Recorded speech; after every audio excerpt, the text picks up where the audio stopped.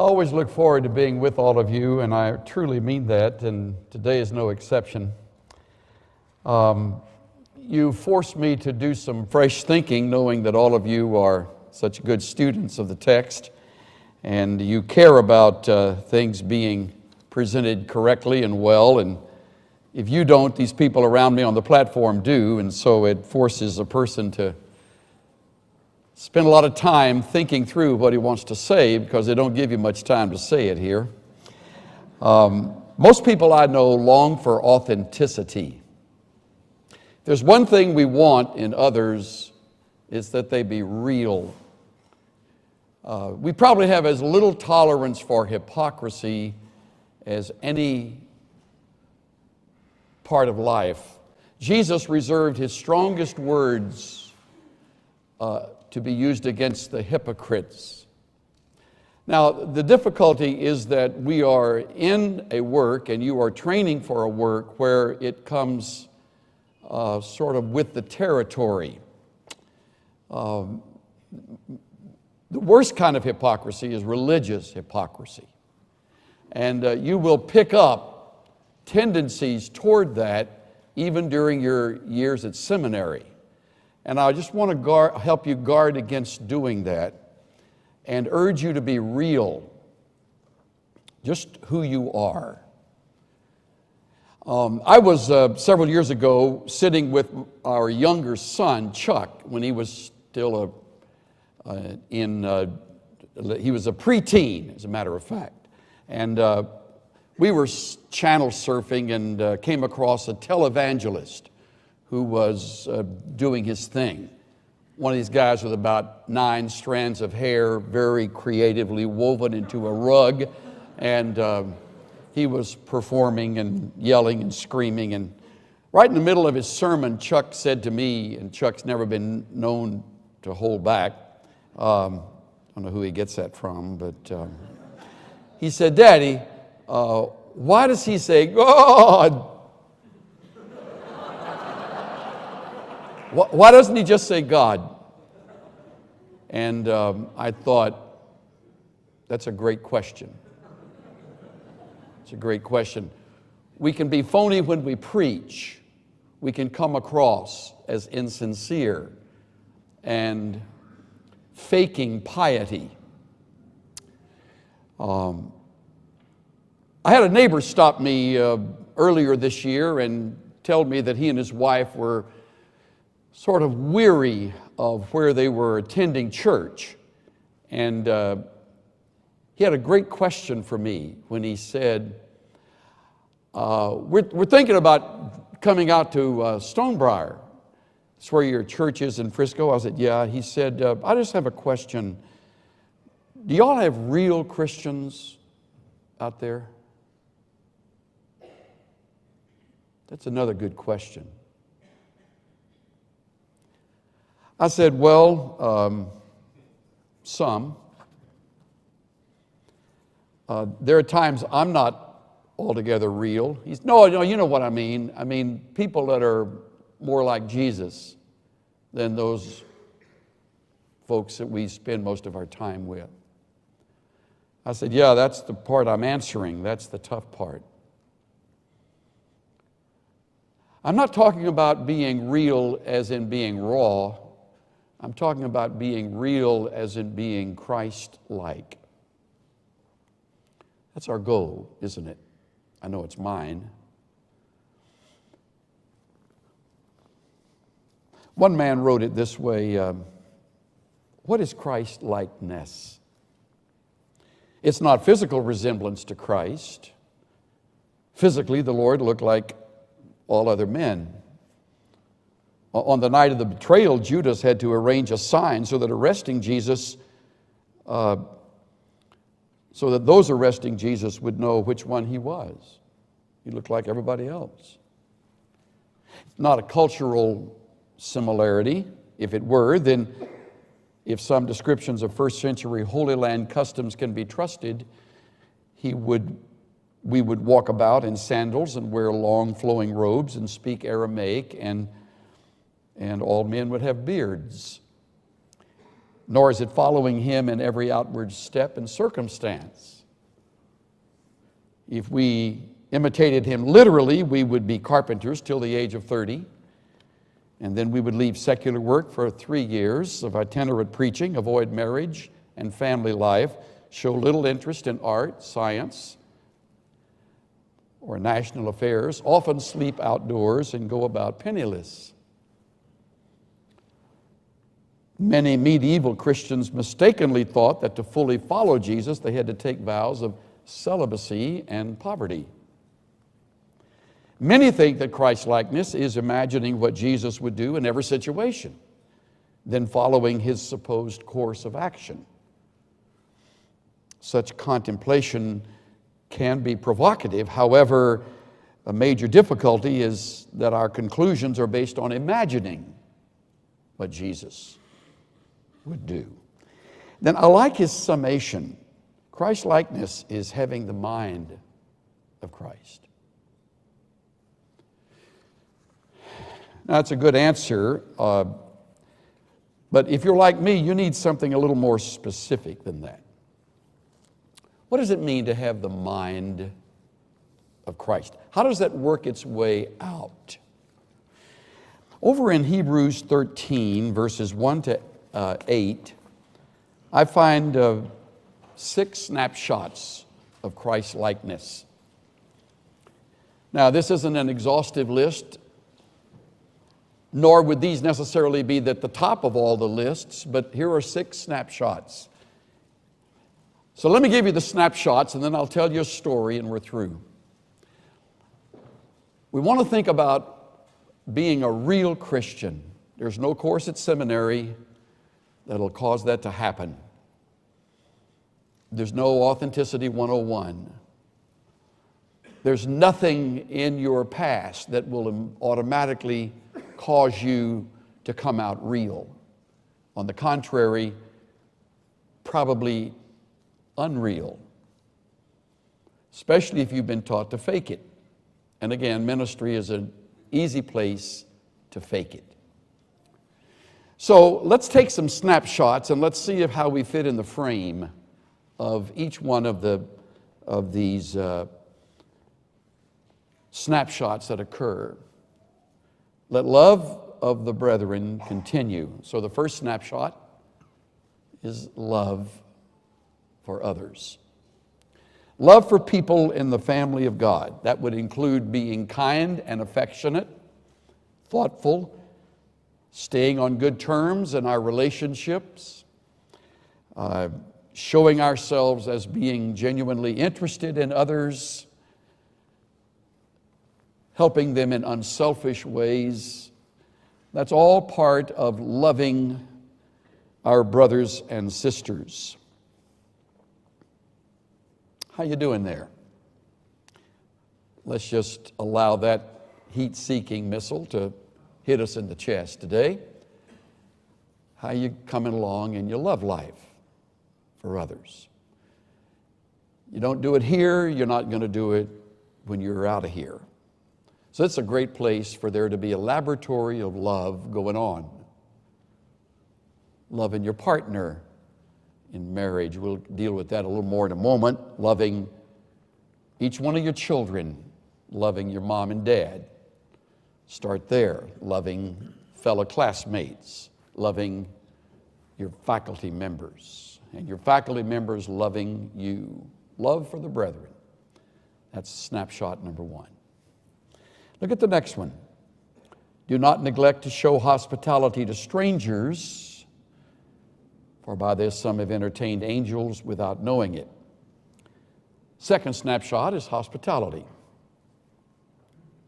Hidden in the word hospitality, or translated hospitality, is the term for strangers. So these would be people we're not acquainted with. But we show kindness to them. Hospitality to strangers. Every time we have a worship service at Stonebrook Community Church, I precede the time of worship by having everyone stand up and greet someone they don't know. It could be ritualistic or it could be genuine. I hope it continues to be genuine. I want everybody to say by the time they've left that somebody spoke to me today. Somebody cared enough to reach over and take my hand, look me in the eye, and say hello. Some are reluctant to do that. We always have a few on the fringes that they're sort of there to not participate, but just sort of take in and then leave.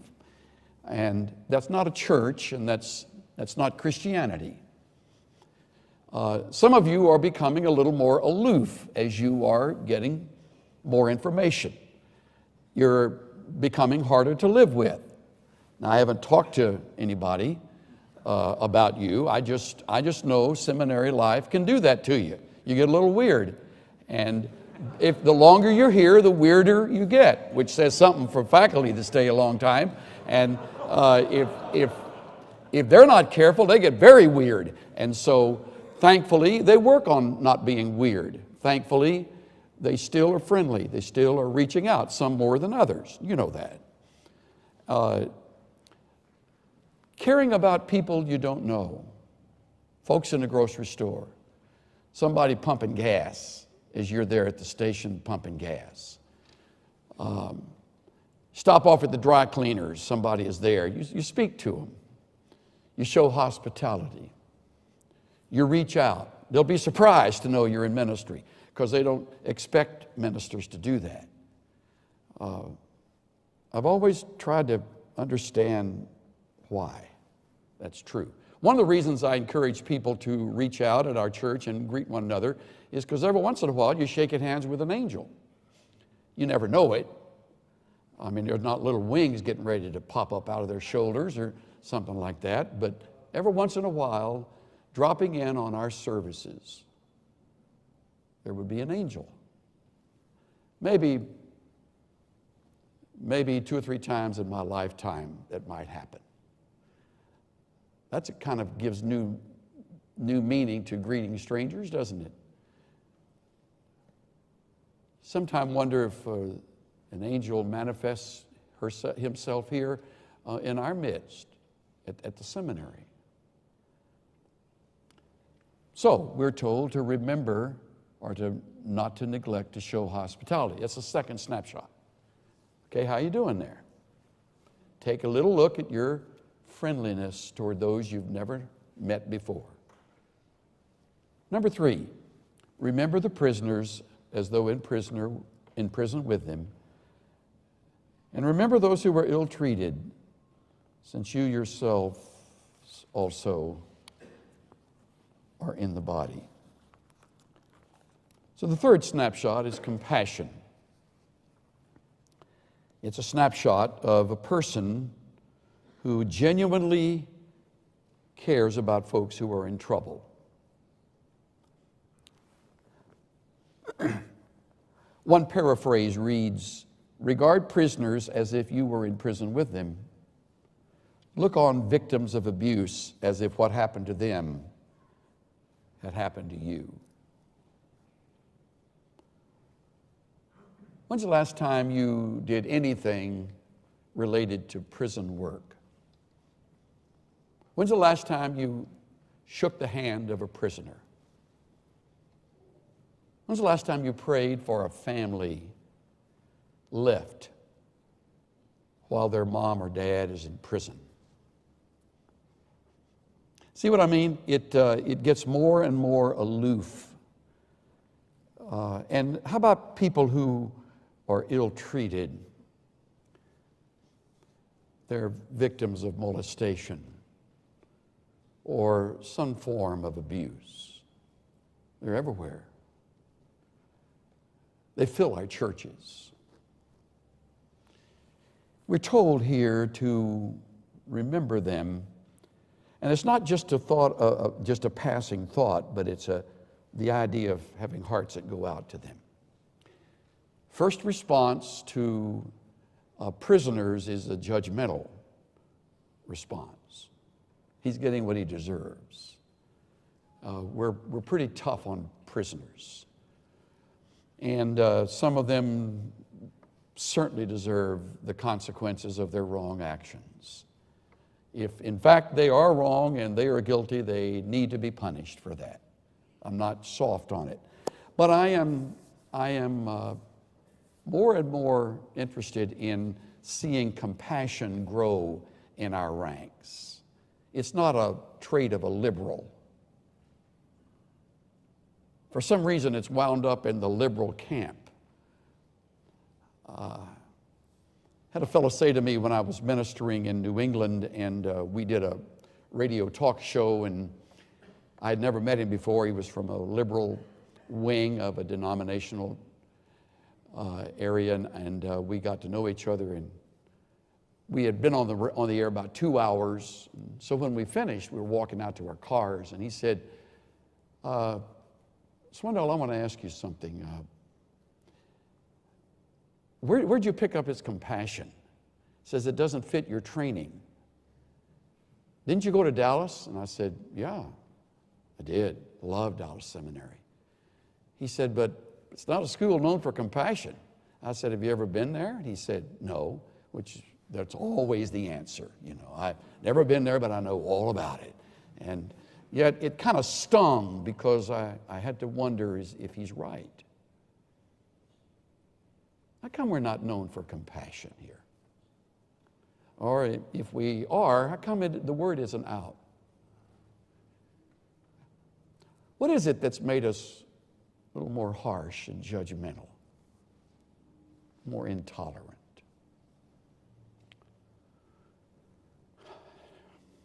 Convicting, isn't it? I feel conviction when I share these thoughts with you. Compassion is probably a few character traits more like Christ than compassion. Verse 4. Let's use the word purity. We're taking snapshots here. Marriage is to be held in honor among all, and the marriage bed is to be undefiled. For fornicators and adulterers, God will judge. This is a snapshot of marital fidelity and sexual purity.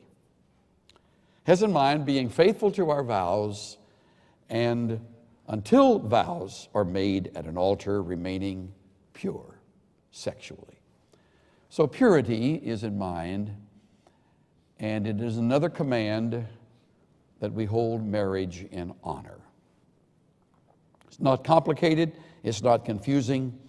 It's written to those who will be known as real Christians, or wish to be known as that. Verses 5 and 6 have to do with contentment. Make sure that your character is free from the love of money, being content with what you have. For he himself has said, I will never desert you, nor will I ever forsake you. So that we may confidently say, the Lord is my helper, I will not be afraid. What will man do to me? In other words, being truly satisfied and comfortable with your current lifestyle, free of the obsession to get more, courageous enough to swim against the stream of materialism, comfortable and satisfied, knowing that you are in the midst of the work of God and that financial gain will most likely not come your way. Contentment. I think that's part of what my neighbor had in mind when he told me. He's looking for a church that has real Christians. And he mentioned some things that were going on in his church, and I never commented. I just listened, and I told him he was welcome, but we were a long drive from where he lives, and he probably could find just as good a church on his way. And if he's not pleased with the one he's in because of the things he named, then he probably ought to seek one where he can really find a sense of fulfillment for him and his wife and their family. He mentioned the sort of emphasis on money and greed and ever always wanting more. So I thought contentment comes to mind as it relates to verses 5 and 6. Now, sixth and finally, consistency. Remember those who led you. Boy, this is great. Remember those who led you. Let me pause right there and have you do that. Call to mind in the faces, the names of people who have led you. Pastors, teachers, coaches, parents, mentors. Maybe the one who led you to Christ might have been your roommate in college. Maybe it goes back to your high school days, someone who led you there as a model. Remember those who led you. And especially remember those who spoke the word of God to you, considering the result of their conduct. Imitate their faith. Then he adds the greatest model of all, Jesus Christ, the same yesterday and today and forever. One of the wonderful qualities that I notice in people that I've admired is a consistency. Never really that hot, never really that cold, just a consistent. And I don't mean this to sound boring, but there's a sameness. Year after year, when you're with them, it's like you've never left. They're the same. They're there. What a great model. Okay, there you have it. Love, snapshot of love, hospitality, compassion, purity, contentment, consistency. Now the story. Before I read you the story, I want to give one final word of application. In your ministry, I hope you will form the habit of noticing the little guy. Taking time for those who don't show a lot of promise. Understand, as we're moving through life and we're ambitious and we're driven and we are at times almost neurotic about getting our goals and objectives accomplished, it's easy to kind of walk over some folks. Form the habit of not walking over anybody. Another great quality of Christ is he always noticed those that others would have walked past and ignored. Prompts me to read this. A good friend of mine sent it to me. At the prodding of my friends, I am writing this story. My name is Mildred Hondorf. I'm a former elementary school music teacher from Des Moines, Iowa. I've always supplemented my income by teaching piano lessons, something I've done for over 30 years. Over the years, I've found that children have many levels of musical ability. I've never had the pleasure of having a protege, though I have taught some talented students. However, I've also had my share of what I call musically challenged pupils. One such student was Robbie. Robbie was 11 years old when his mother, a single mom, dropped him off for his first piano lesson. I prefer that students, especially boys, begin at an earlier age, which I explained to Robbie, but Robbie said that it had always been his mother's dream to hear him play the piano. So I took him as a student. Well, Robbie began with his piano lessons, and from the beginning, I thought it was a hopeless endeavor. As much as Robbie tried, he lacked the sense of tone and basic rhythm needed to excel. But he dutifully reviewed the scales and some elementary pieces that I require of all my students. Over the months, he tried and tried while I listened and cringed and tried to encourage him. At the end of each weekly session, he'd always say, "My mom's going to hear me play the piano someday." It seemed hopeless to me. He just didn't have the inborn ability. I thought. I only knew his mother from a distance as she dropped Robbie off or waited in her aged car to pick him up. She always waved and smiled, but she never stepped in. One day, Robbie stopped coming for piano lessons.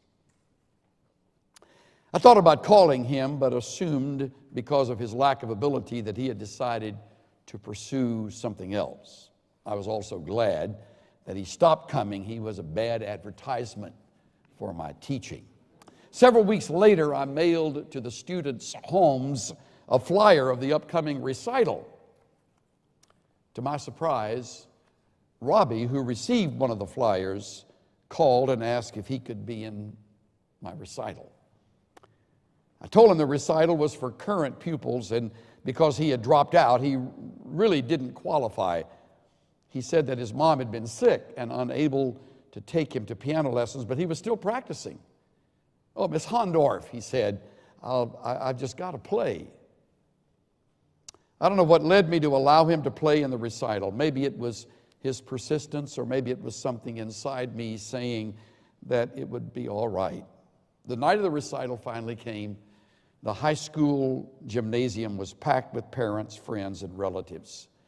I put Robbie up last in the program before I was to come up and thank all the students and play a finishing piece. I thought any damage Robbie would do would come at the end of the program, and I could always salvage his poor performance through my curtain closer. Well, the recital went off without a hitch. The students had been practicing, and it showed. Then Robbie came up on the stage. His clothes were wrinkled, and his hair looked like it had been run over by an egg beater. And I thought, why didn't he dress up like the other students? Why didn't his mother at least make him comb his hair that night? Robbie pulled out the piano bench and began. I was surprised when he announced he had chosen Mozart's Concerto number 21 in C major. I wasn't prepared for what I heard next. His fingers were light on the keys. They even danced nimbly on the ivories. He went from pianissimo to fortissimo, from allegro to virtuoso. His suspended chords that Mozart demands were magnificent. Never had I heard Mozart played so well by someone that age. After 6.5 minutes, he ended in a grand crescendo, and everyone was on his or her feet in wild applause. Overcome and in tears, I ran up on the stage and put my arms around Robbie in joy. "I've never heard you play like that, Robbie. How'd you do it?" He stepped over to the microphone and explained, "Well, Miss Hondorf, you remember I told you my mom was sick. Actually, she had cancer. She passed away this morning. And well, she was born deaf, so tonight was the first time she ever heard me play. I wanted to make it special." There wasn't a dry eye in the house that evening. As the people from social services led Robbie from the stage to be placed into foster care, I noticed even their eyes were red and puffy. And I thought to myself how much richer my life had been for taking in Robbie as a pupil. No, I never had a protege, but that night I became a protege of Robbie's. He was the teacher and I was the pupil. It is he who taught me the meaning of perseverance and love and believing in yourself and maybe even taking a chance on someone and you don't know why. This is especially meaningful to me today since after serving in Desert Storm, Robbie was killed in a senseless bombing of the Alfred P. Murrah Federal Building in Oklahoma City, April of 1995, where he was reportedly playing the piano.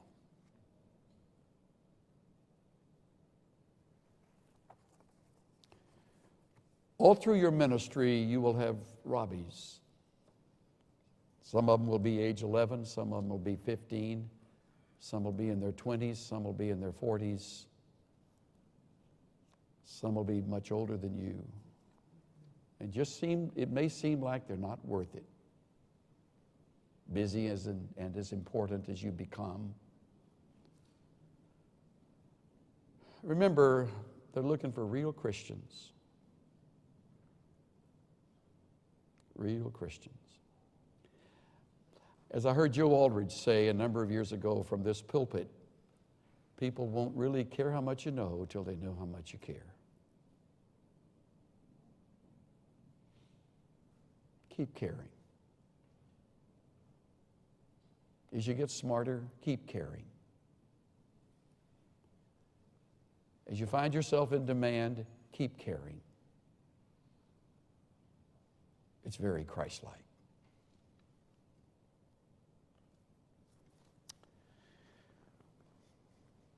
Thank you, Father, for the reproofs that come when we just pause and take time to think a little deeper. Thank you for those who cause us to slow down and see things we've not seen before. Help us with our love to be genuine. Give us the courage to reach out to people we've never met, to care for the abused and those behind bars. Strengthen our purity.